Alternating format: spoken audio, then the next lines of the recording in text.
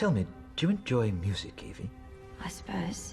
You see, I'm a musician of sorts, and on my way to give a very special performance. What kind of musician?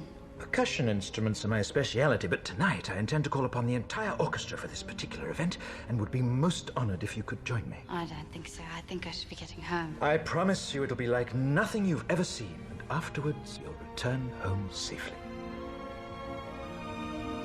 All right. It's beautiful up here. A more perfect stage could not be asked for. I don't see any instruments. Your powers of observation continue to serve you well. But wait! It is to Madame Justice that I dedicate this concerto in honor of the holiday she seems to have taken from these parts, and in recognition of the impostor that stands in her stead. Tell me, do you know what day it is, Evie? November the 4th. Not anymore.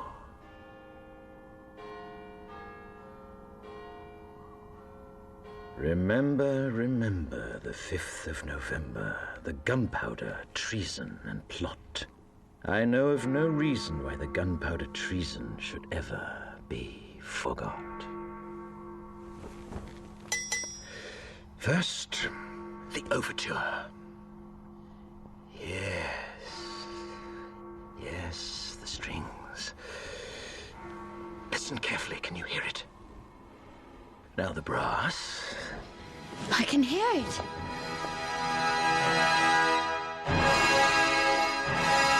Look outside, Mummy. They're playing music. How did you do that? Wait! Here comes the crescendo!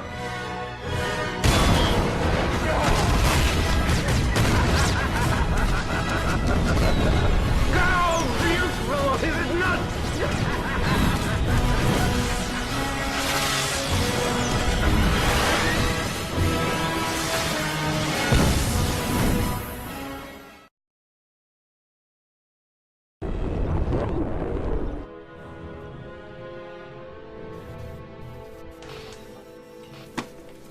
For God's sake, don't touch it. Dad, what's wrong with the telly?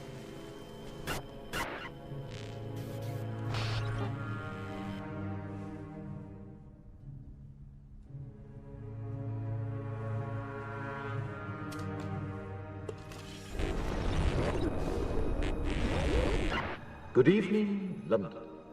Allow me first to apologize for That's this. the emergency channel. I do, like many of you, appreciate the comforts of the everyday routine, the security of the familiar, the tranquility of repetition. Bloody hell. I enjoy them as much as any bloke.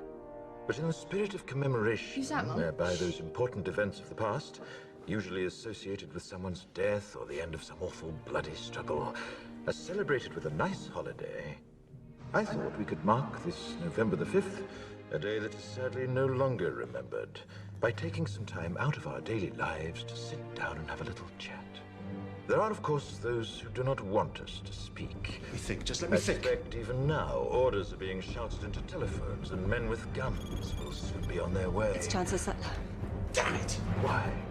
Because while the truncheon may be used in lieu of conversation, words will always retain their power. Words offer the means to meaning, and for those who will listen, the enunciation of truth. And the truth is, there is something terribly wrong with this country, isn't there? You designed it, sir. You wanted it foolproof. You told me every television in London. Cruelty and injustice, intolerance and oppression. And where once you had the freedom to object, to think and speak as you saw fit, you now have censors and systems of surveillance coercing your conformity and soliciting Cameras. your submission. We need cameras. How did this happen? Who's to blame? Well, certainly there are those who are more responsible than others, and they will be held accountable. But again, truth be told, if you're looking for the guilty, you need only look into a mirror. I know why you did it. I know you were afraid. Who wouldn't be? War, terror, disease. There were a myriad of problems which conspired to corrupt your reason and rob you of your common sense. Fear got the best of you, and in your panic you turned to the now High Chancellor Adam Sutler. He promised you order, he promised you peace. And all he demanded in return was your silent, obedient consent. Inspector, you're almost through. Last night, I sought to end that silence. Last night, I destroyed the Old Bailey to remind this country of what it has forgotten. More than 400 years ago, a great citizen wished to embed the 5th of November forever in our memory. His hope was to remind the world that fairness, justice, and freedom are more than words. They are perspectives.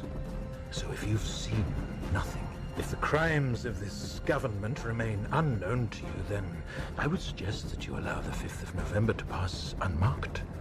But if you see what I see, if you feel as I feel, and if you would seek as I seek, then I ask you to stand beside me 1 year from tonight, outside the gates of Parliament.